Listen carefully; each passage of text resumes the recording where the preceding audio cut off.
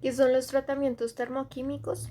Son tratamientos térmicos en los que además de los cambios en la estructura también se producen cambios en la composición química, añadiendo diferentes productos químicos hasta una profundidad determinada. Estos tratamientos requieren el uso de calentamiento y enfriamiento controlados en atmósferas especiales. Entre las características se encuentran aumentar la dureza superficial de las piezas, disminuir el rozamiento, aumentar la resistencia al desgaste y aumentar la resistencia a la fatiga o corrosión. Las etapas se dividen en tres: disociación, absorción y difusión. La primera de ellas, disociación, consiste en la descomposición de las moléculas y la formación de átomos activos del elemento que difunde. La segunda, la absorción, es cuando los átomos del elemento que difunde se ponen en contacto con la superficie de la pieza de acero, formando enlaces químicos con los átomos de metal. Y por último, la difusión, es decir, la penetración del elemento de saturación hacia la zona interior del metal. Al penetrar lo que se difunde en la red de disolvente, la velocidad de difusión será más alta, siempre y cuando en la reacción se formen disoluciones sólidas de sustitución.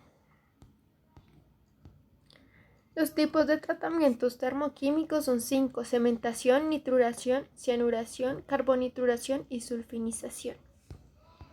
El primero de ellos, cementación, consiste en aumentar la dureza superficial de una pieza de acero dulce, incrementando la concentración de carbono de la superficie. El tratamiento logra aumentar el contenido de carbón, incrementar la dureza de la superficie del acero, la resistencia al desgaste y una buena tenacidad en el núcleo. Entre ellas se encuentra la resistencia al choque, como piñones y ejes.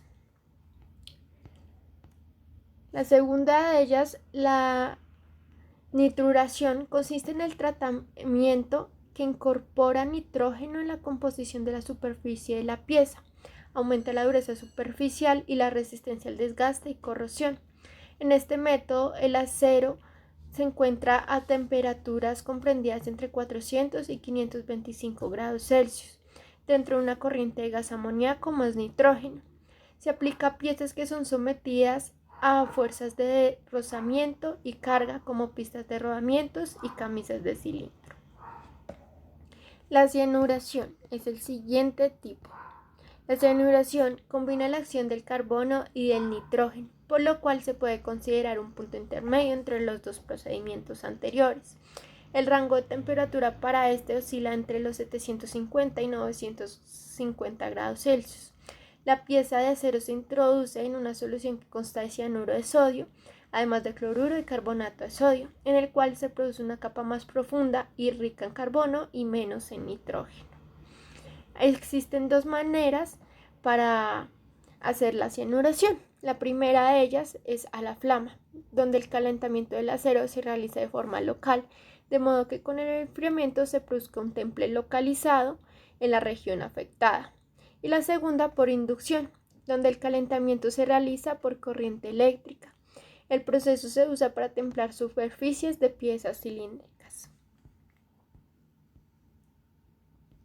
La carbonituración.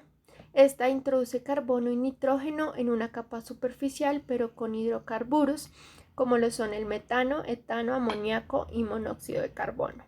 El proceso requiere temperaturas entre 650 y 850 grados Celsius, pero requiere un proceso de temple y revenido posteriores. El objetivo de este es obtener superficies extremadamente duras y un núcleo tenaz. Entre sus características, este presenta muy poca deformación, acelera la difusión del carbono y disminuye la velocidad crítica del temple.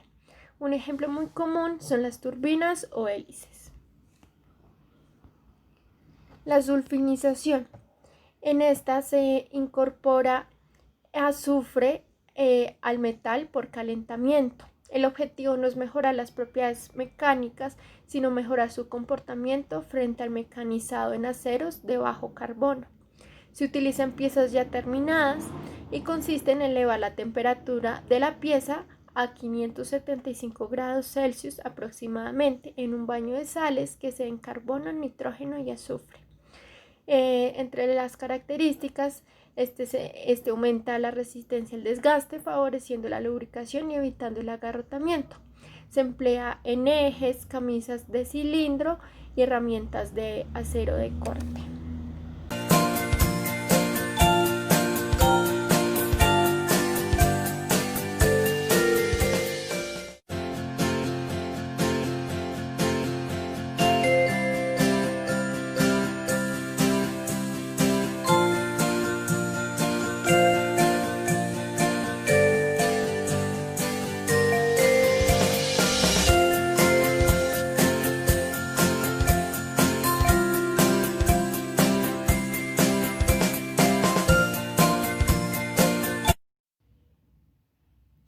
Los diagramas tiempo, temperatura y transformación son diagramas que representan el tiempo necesario a cualquier temperatura para que se inicie y termine la transformación de una fase, tiempo, temperatura y transformación. Para su obtención se realizan ensayos sobre distintas probetas que se someten a diferentes velocidades de enfriamiento y se analiza su dureza y estructura interna. Según la gráfica, da a entender que por encima de la temperatura A1 toda la estructura es austenita, es decir, hierro más carbono. Además, P(S), que es la línea roja, indica el inicio de la transformación a perlita, y P(T) indica el final de la transformación. También vemos que B(S), que es la línea naranja, indica la transformación a vainita, y B(F) es el final. El temple sucede siempre que la velocidad de enfriamiento sea lo suficientemente rápida para no entrar en la zona S, que es esta, y debiendo cortar con la línea M(S). Y por último, hablaremos de la diferencia que hay entre el tratamiento térmico y el tratamiento termoquímico. Como os digo en un principio, el tratamiento termoquímico es una rama del tratamiento térmico.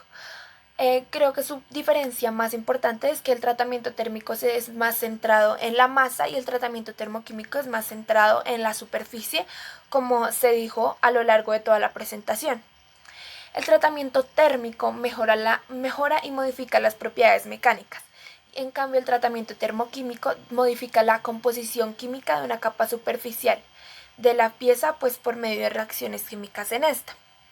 El tratamiento térmico aumenta la resistencia a la tracción y la dureza sin alterar su composición química. No toca para nada el tema del tratamiento termoquímico. Y el tratamiento termoquímico se mantiene el núcleo de las piezas con las propiedades iniciales, o sea, tampoco toca su interior, entonces solo es superficial, como dijo mi compañera. Entonces estas serían las diferencias, esta es la bibliografía y muchas gracias por prestarnos atención.